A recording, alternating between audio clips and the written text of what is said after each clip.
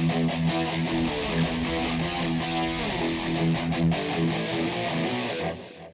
guys, Rominating Reaper here. So I just got back from seeing Venom, There Be Carnage, the much awaited sequel to 2018's Venom, which I very much enjoy. I really like Venom. It's such a fun film.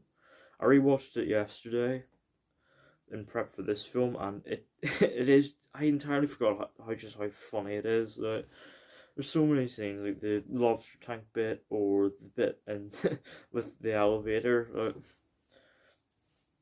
Tom Hardy as Eddie Brock and Venom is just so inherently fun, and it just really adds to the whole kind of silliness that makes that film work so well.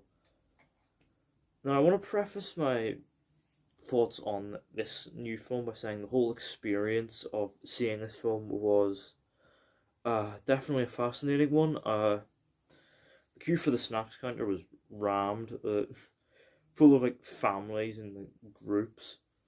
You like basically what my local cinema chain does is they have a thing where you can like pre-book your snacks. A little click and collect system. Very smooth. Contactless experience. COVID. You just pre-book your snacks. You go up to the counter, show them your little e-ticket, get your snacks, hop on, you go onto your screen, and very quick experience. None of the people at the snacks counter there actually paid, so it took actually ages to get my snacks. So it meant I was like a little bit late for the start of the showing. I mean, I only missed some of the ads, but whatever. And then when I get into the screening, some guy kicks up a whole fuss because some teenager sat in his assigned seat. It was a whole big thing. That's why you pre-book your seats, and it was just a whole mad experience just because social distancing and cinemas being being removed, kind of that free for all would understandably have happened. And then the piece de resistance. A few minutes later, someone in the screening has a seizure. Incidentally, this person was with the guy who kicked up the whole fuss about the seats in the first place. I don't know. I felt bad for that guy. He just wanted to see a film with his family, and all that happened. But then all that happened before the film even started, like during the ads and trailers. But all of this is nothing compared to the whole madness of Venom: Let There Be Carnage. Because once the film started, even more madness unfolded. Except this time, it was actually fun to watch. Because Venom: Let There Be Carnage is. I'm not going to beat around the bush with this. It is a ton of fun. Just a completely wild ride that if you're willing to go with it, you're probably gonna really enjoy it. There's a couple images from the marketing of Venom, one of Venom at a rave, and one of Eddie Brock holding a chicken. If those two images don't sell you on the madness of the film, then it's probably not one for you. But me personally, I had a ton of fun with it. It was really enjoyable. Once again, Tom Hardy, very, very good as Eddie Brock and Venom. Very funny scenes of this constant just back and forth arguing. And just basically him still moping over the breakup from last film. And he very much doesn't want to be around Venom anymore. Even if Venom does. So just this whole clash is just very fun. And then things get really interesting. Woody Harrelson, he is by far the standout of the film. He is so much fun.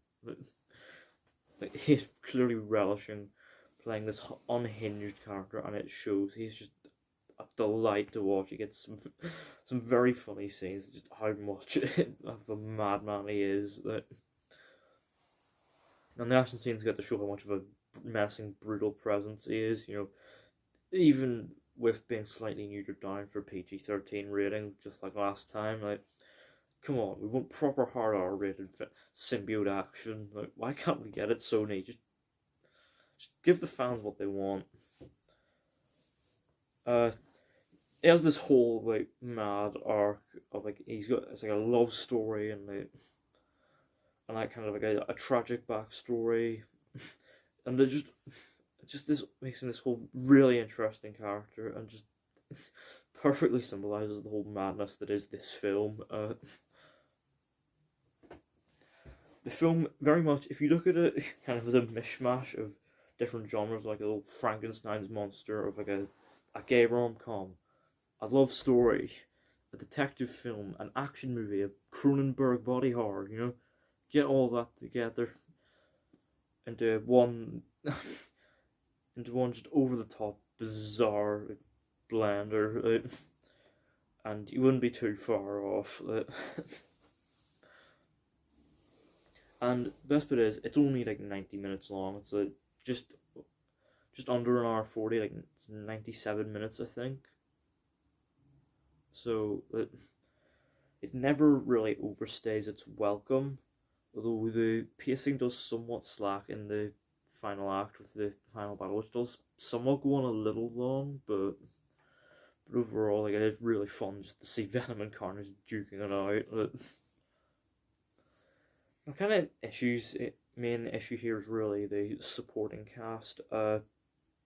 Because similar to the first film, some very capable actors are somewhat saddled with very generic roles and are pretty underutilized.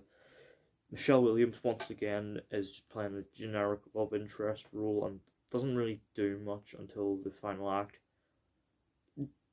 Essentially, just like the first film. And then kind of the one that disappointed me the most was they can pretty much sideline Stephen Graham. Like, Stephen Graham is a great actor, like, but he was basically just left playing a cop character, and he's basically left with like a generic police dialogue, and is essentially just left to tell Tom Hardy off in a few scenes, which is a bit of a shame. But maybe we'll get to see more of his character in future. If you know the comics, then you'll know how his character ends up, and yeah, if they do go that direction, it'll be very exciting to watch and see him get a proper like blockbuster role. Maybe he'll get a spin-off. Well, if they do go in the direction I think they're going, but we'll wait and see. But overall, Venom: Let There Be Carnage is a flawed but overall very, very silly and fun, just wild ride of a film. Like I highly recommend going to see it. If you enjoyed the first film, you're probably gonna really like this one. If you didn't like the first, then I don't think there's anything really for you here. But see it if you want. But overall, I'm going to give Venom: Let There Be Carnage a big fat 7 out of 10. It's definitely not a great film, but it's very, very fun, as I've stated many times in this review. One last point before I end the video: the mid-credit scene, I'm not going to spoil it, but it is really good and very important for future films. Stay in your seat for that. Don't leave as soon as the credits start, because you're going to miss something very important.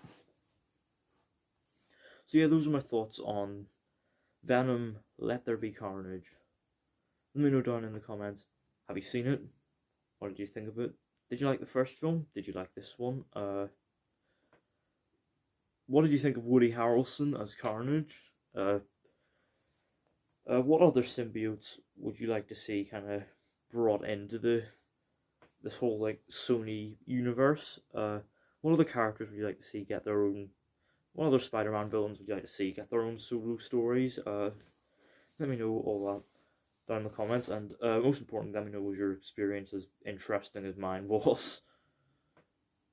And don't forget the thumbs up button if you enjoyed. Don't forget to hit the subscribe button if you're new, and don't forget to turn on post notifications so you don't miss an upload.